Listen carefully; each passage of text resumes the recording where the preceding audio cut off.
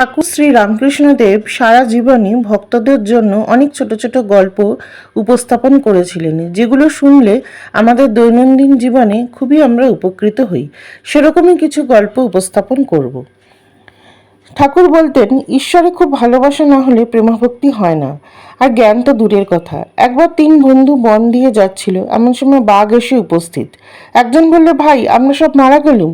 আরেকজন বললে, কেন মারা যাবো কেন, এসো ঈশ্বরকে ডাকি। আরেকজন বললে, না, তাকে আর কষ্ট দিয়ে কি হবে, এসো এই গাছে উঠে পড়ি।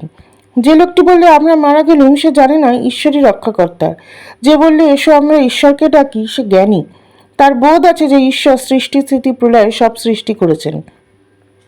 আর যে বললে যে এসো গাছে উঠি, তার ভিতরে প্রেম জন্মেছে, ভালোবাসা জন্মেছে। তা প্রেমের স্বভাবই এমন যে আপনাকে বড় মনে করে আর প্রেমের পাত্রকে ছোট। পাছে তার কষ্ট হয়, তাই সে ঈশ্বরকে ডাকতে নারাজ। কেবল এই ইচ্ছা যে তাকে ভালোবাসে তার পায়ে কাঁটাটি পর্যন্ত না ফোটে। একবার ঠাকুর বললেন, ঈশ্বরকে কি করে পাওয়া যায়? তীব্র বৈরাগ্য হলে তাকে পাওয়া যায়, প্রাণ ব্যাকুল থাকতে হবে। এক শিষ্য গুরুকে জিজ্ঞেস করে, কি করে ভগবানকে পাবো? গুরু বললেন, আমার সাথে এসো। বলে একটা পুকুরে নিয়ে গিয়ে তাকে চুবিয়ে ধরলেন। খানিকক্ষণ পরে তাকে জল খাইয়ে উঠিয়ে বললেন, তোমার জলের ভিতর কেমন লাগছিল? শিষ্য বললে, আমার প্রাণ আটুপাটু করছিল, যেন মারা যাই।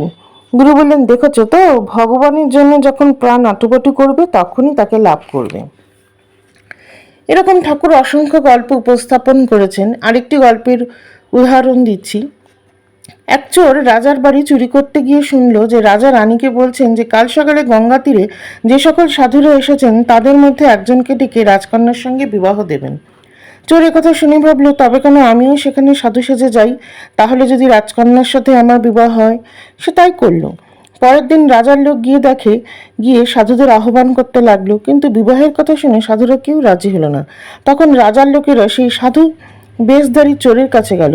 চোর একেবারে সম্মত না হয়ে খানিকক্ষণ চুপ করে রইল। রাজার লোকেরা তাকে রাজার কাছে নিয়ে এসে বলল, যুবা সাধু আছেন, কিন্তু উনি রাজি না হলেও হতে পারেন, আবার রাজিও হতে পারেন, কিন্তু উনি চুপ করে আছেন। অগত্যা রাজা তাকে জিজ্ঞেস করলেন, কি ব্যাপার?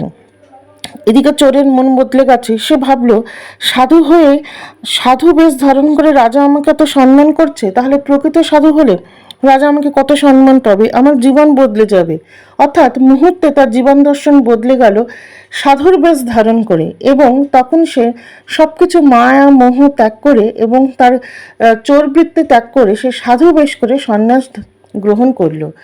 অর্থাৎ ঈশ্বরের নামগান করলে জীবনে সব সম্ভব।